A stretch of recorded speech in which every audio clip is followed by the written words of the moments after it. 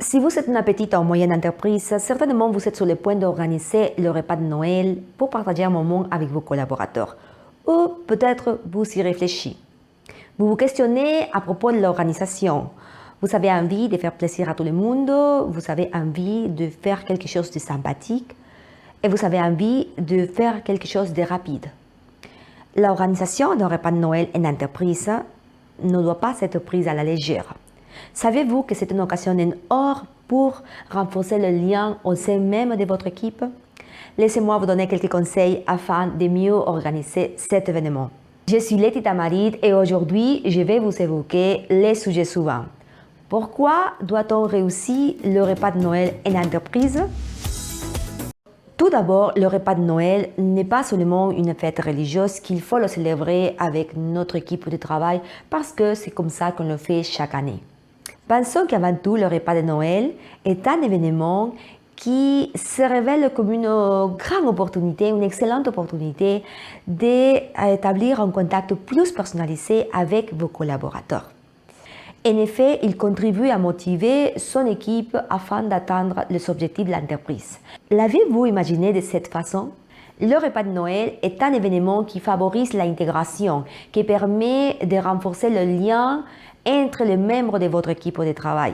Il permet ainsi de motiver vos employés et devient alors l'occasion vous permettant de montrer votre reconnaissance envers vos collaborateurs.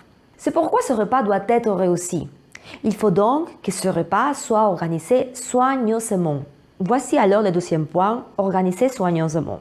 Notez bien que ce n'est pas parce que vous organisez ce repas que vous atteindrez la motivation, l'intégration dont nous parlions tout à l'heure. Ne pense pas que c'est en organisant ce repas que vous allez atteindre l'anonymité auprès de tout le monde et qu'en accomplissant cette tradition de fin d'année, tous vos collaborateurs seront ravis. Pensez ainsi, c'est une erreur. Il est important de s'investir, de gérer l'organisation de ce repas. Il faut penser donc au lieu du repas, au menu, aux boissons, est-ce qu'il y aura un programme? Il faut également penser à les tables. Vous disposerez un menu ou est-ce que vous allez faire un buffet? Il faut aussi penser à la musique, donner une ambiance chaleureuse. Tous ces détails sont importants pour ces repas. Et je vous rappelle que c'est un repas en entreprise, donc il ne doit pas être pris à la légère. Vous ne devez pas organiser cet événement seulement pour manger, puis arriver au café, finir la soirée et partir. Il est important de lui donner un contenu qui nourrit le lien, un contenu qui valorise ce dîner. Cette partie a un rapport avec le programme de la soirée.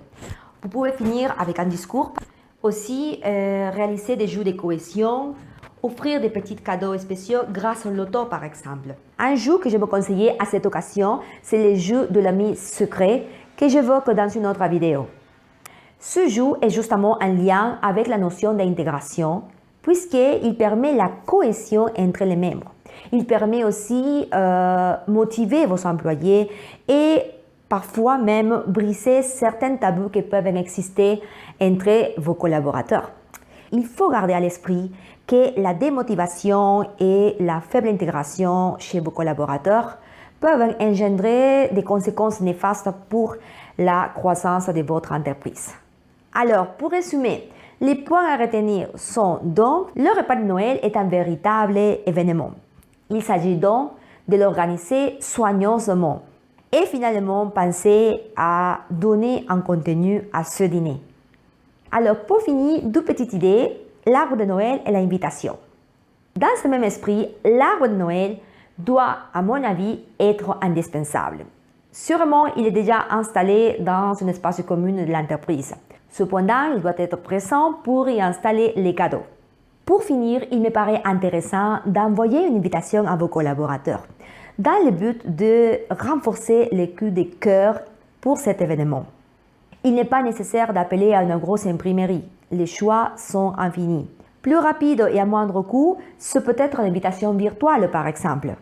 J'ai trouvé une application très intéressante pour que vous allez faire cette invitation rapidement et je vous joindrai les liens ici en bas. Vous avez une petite et moyenne entreprise et vous serez intéressé pour ces idées que je vous ai exposées aujourd'hui. Peu importe le nombre d'employés, s'ils sont 10 ou plus de 20, je saurai m'adapter si ce que vous serez intéressé et savoir plus sur comment organiser ce repas de Noël avec quelques nouvelles idées. Si vous avez arrivé jusqu'ici, je vous remercie d'avoir été avec moi et j'espère se voir à la prochaine vidéo. À très vite, adios!